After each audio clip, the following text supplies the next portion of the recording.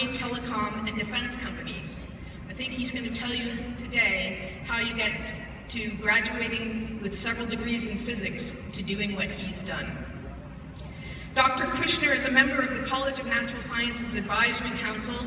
He's a good friend to the college. He serves as co-chair of our Advisory Council's Freshman Research Initiative Task Force and is a member of the Physics Advisory Council also.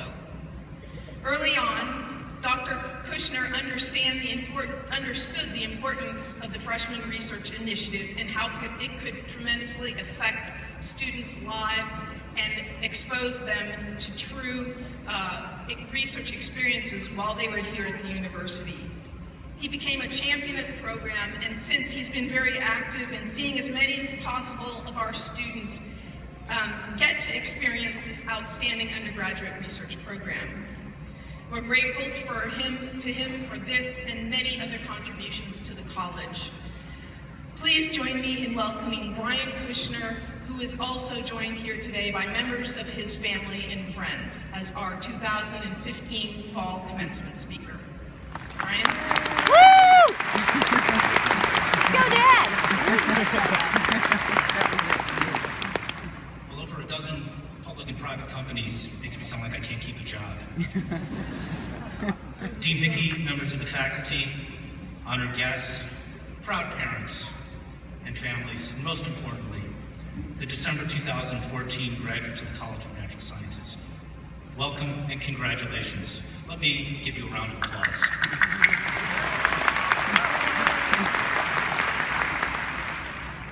Today is a special day. As graduates, you have achieved a milestone in life, and you are now part of one of the greatest clubs in the world, Longhorn graduates. There are nearly 500,000 of you worldwide, and over 80,000 of those are College of Natural Sciences graduates. Longhorns are leaders in every facet of society: science, technology, culture, politics, finance, medicine, business, any discipline you can imagine. You are an impressive company. I'm honored to be here to share a few words with you on this auspicious day. So after the excitement and exhilaration of today is over, some of you are going to start thinking about your future. Maybe yes, maybe no. What is next for me? How do I achieve my goals? What are my goals? Some of you have a job. Some of you are going to travel. Some of you are going to attend graduate school, medical school, law school, business school. Some of you are just going to chill for a while. And some of you have no idea what comes next and are a bit panicked over the whole thing. But that's okay. Trust me. There's an old Chinese proverb, sometimes attributed to Confucius, that says, if you don't know where you're going, any road will take you there. This is usually the part of the talk where the speaker tells you either to go find something that you love, that makes you happy, follow your dream, something along those lines. I'm not going to do that.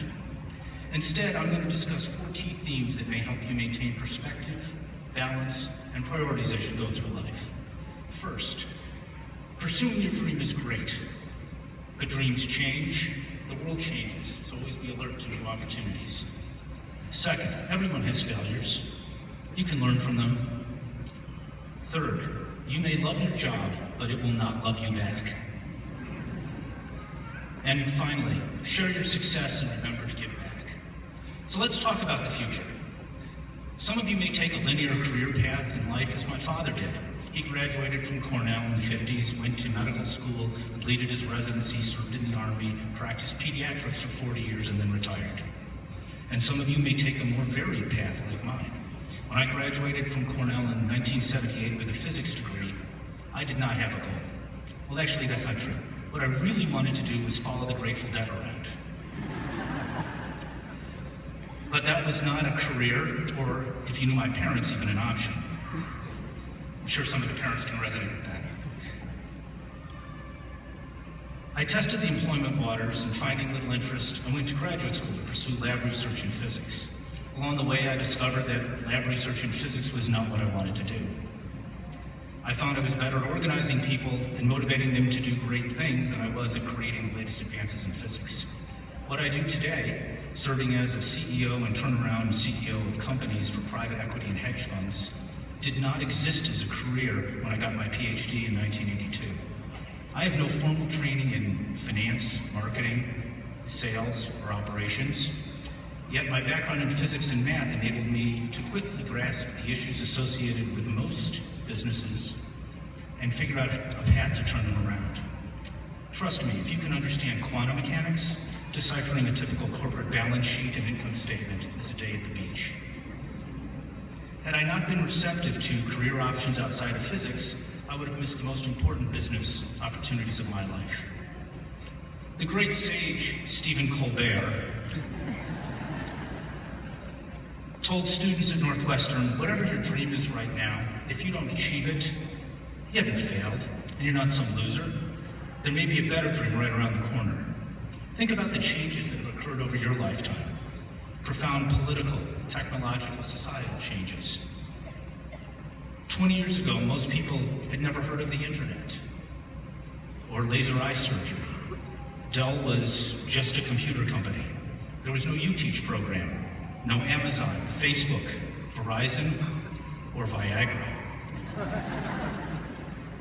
10 years ago, there was no freshman research initiative, no Tesla, no iPhone, no Twitter, no Tinder, no App Store, and the cloud held moisture in the sky. Think about the next 10 years. We're on the cusp of great change as vehicles drive themselves, medical devices connect to smartphones, space gets privatized, and new infrastructure gets built, including a new medical school on this very location.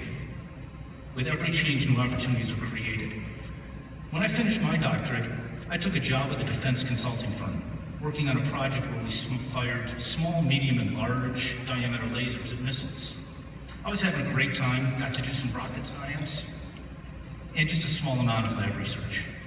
We obtained impressive results that proved we could not use lasers to shoot down missiles in mid-course and re-entry. Then, 7 months after I started, the government shut the program down. And President Reagan went on television and told the world we were creating the Star Wars program, using space-based lasers to shoot down missiles in mid-course and re-entry, exactly what we knew didn't work. So there I was, shortly out of school, at a consulting firm with no project to work on, usually a ticket to getting laid off. My division president came to me and said they'd been through 5 program managers on a money-losing project, and they'd like me to be number 6. At the ripe old age of 24, this sounded like a recipe for career failure. I knew nothing about program management, turnarounds, or managing large groups of people. I accepted the challenge, studied what my predecessors had done or not done, and did things a bit differently. I made some mistakes along the way, but I turned the project around and became the turnaround guy at my company. Had I not taken this opportunity, I would have missed out on what was a life-changing and career-defining event. So embrace change, be open to new career opportunities.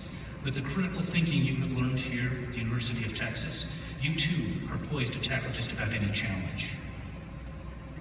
No matter who you are, you will have some failures in your life. Accept them, own them, and learn from them. Michael Bloomberg, former mayor of New York and founder of Bloomberg Information Service, said 15 years into my career, I was fired. And it was the best thing that ever happened to me. If I hadn't been fired, I never would have started an information technology company, and certainly would never have run for mayor. It's fine to make plans, just be ready to change them. I too have been fired twice, and my first startup failed. I learned more from my failures than from any of my successes.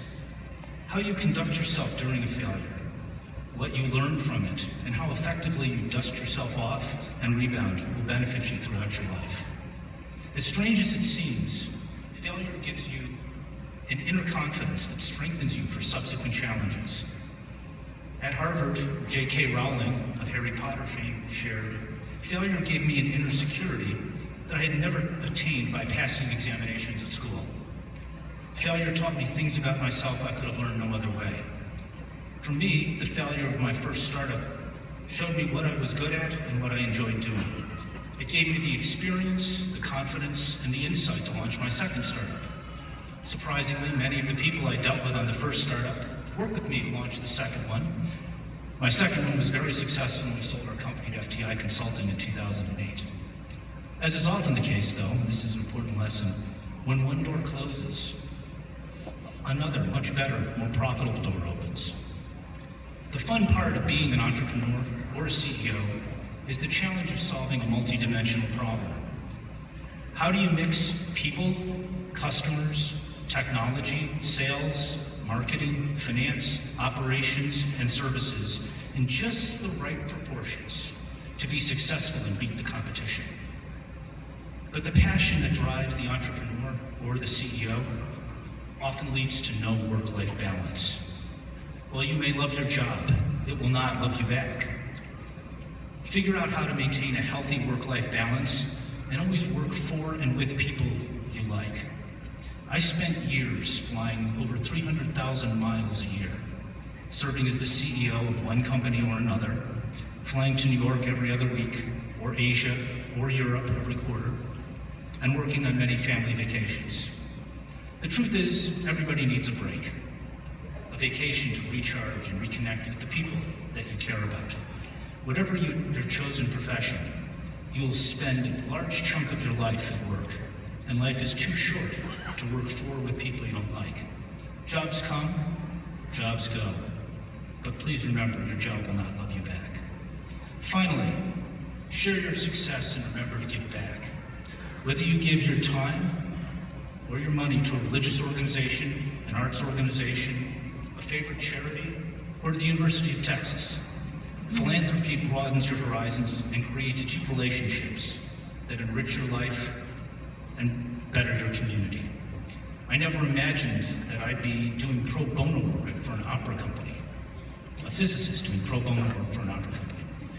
But in 2011, my wife recruited me to help the Austin Opera survive a near-death experience.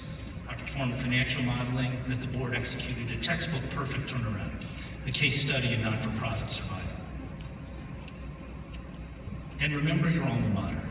As you may have guessed, I'm not a native Texan. I moved to Austin in 1993 and found a world-class educational institution around in my backyard. I've been involved with College of Natural Sciences, the FRI program, and the UT Physics Department for about 10 years. In the process, I created deep and lasting friendships, participated in some of the most stimulating conversations of my life, and watched our football team go 1-1 in national championship games. Every one of you has a strong connection to this institution. Stay involved. Come to the sporting events, even the away games. Join the X's. Be part of the greater Longhorn community. And above all, figure out a way to share your success and stay connected to this amazing institution. Your plans will change, and you will have some failures along the way.